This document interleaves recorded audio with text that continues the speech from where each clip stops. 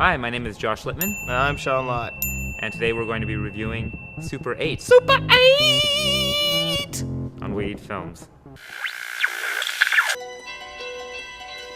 And action!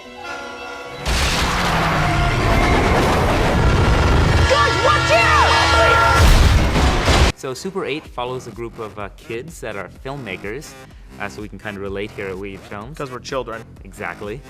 And they come across this crazy train crash, Crazy. and something gets out. Something. It's J.J. Abrams. Yeah, J.J. Abrams directed this, and Steven Spielberg produced it. It's actually quite a bit of a ride. Ride.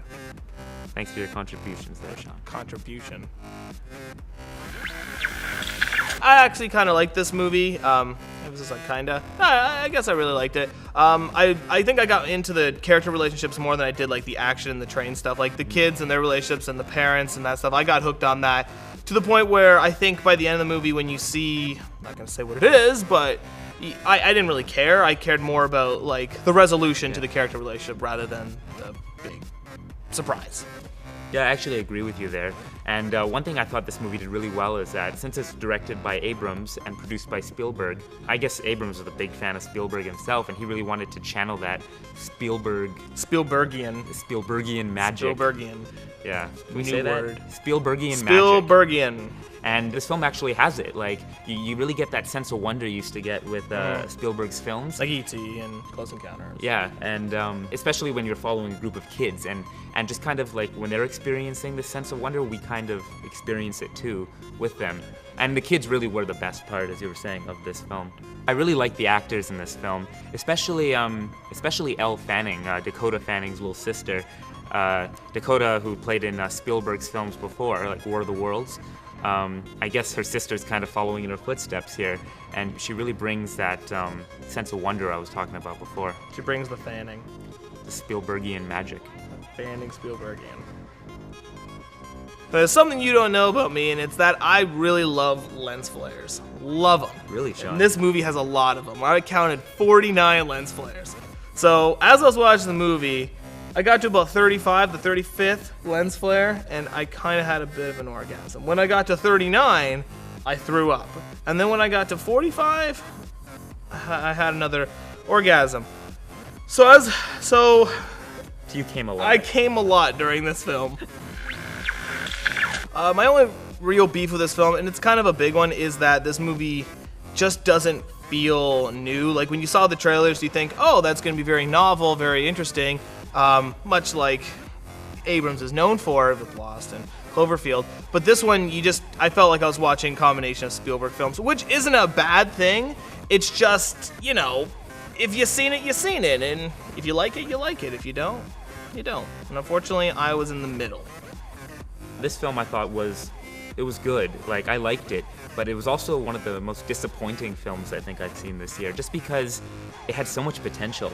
Like, it really felt like this could have been a great film, especially with the premise and the way it was set up at the beginning, and all the characters were well laid out, I thought.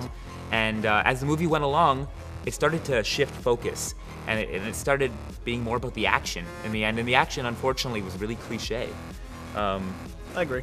Yeah, and I just felt kind of disappointed in the end, and as Sean was saying, it didn't feel so new anymore. Although it did make us come. Made Sean come. Come. Joshua, what do you think of this movie? Yeah, so overall, I'd have to give this film a Super 8 out of 10. Sorry. It was funnier in my head. Anyways, yeah, it was good. It was a good film. It's definitely worth seeing. Just, as I said before, it disappointed me that it could have been so much better. But, I love Spielberg, and I'm just liking Abrams more with each movie. So hopefully next time he can really knock it out of the park and produce a big hit, Oh, me now. Okay, Yeah. I would give this movie a 7.5. I liked it for what it was. Like, it kept me interested, which is good because most films don't now. My problems with it was, like, it doesn't feel really that new, and by the end of it, I was kind of just bored. But the best part about it was that film at the end credits, because they make this movie yeah. during the the chorus at Yeah. Super 8, and at the end you kind of see what they made. And it's That was almost fucking That hilarious. was almost better than the real. Yeah, film I itself. thought it was almost better too. Which is, I give that film yeah, like I give a it 9 out of 10. 9. Yeah. So Super 8's mini film at the end credits gets a 9 out of 10. Super 8 gets a 7.5. And anyways, I'm Josh Littman, And I'm Sean Lott. and this was our review of Super 8 on We Eat Films.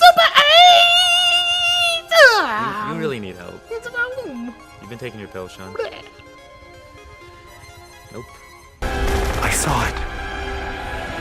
No one believes me. I believe you.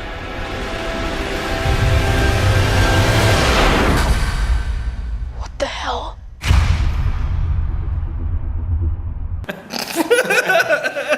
Yes, this is exactly the type of film that I would come for too. Bring more shorts. Lens flare. Okay, yeah. Lens flare porn. This is lens flare look, porn. I only watch porn that has lens flares. When penetration is happening and I don't see a lens flare off that man's condom, I don't buy.